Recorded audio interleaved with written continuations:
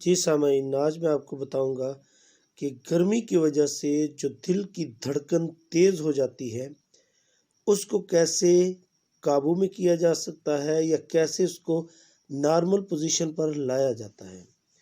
گرمی کی وجہ سے دل بہت زیادہ دھڑکتا ہو تو آملہ جو بازار سے آسانی سے مل جاتا ہے، آملہ کا مربع یا آملے کا رس، اس کو آپ کھائیں اور رس جو ہے اس کو آپ پئیں۔ اس کے تھوڑے سے استعمال سے، یعنی آپ تھوڑا عرصہ ہی استعمال کریں گے تو آپ کو تسکین ملے گی اور آپ کا دل جو ہے وہ سکون میں آئے گا اور دھڑکن جو ہے وہ نارمل پوزیشن میں آ جائے گی۔ شکریہ۔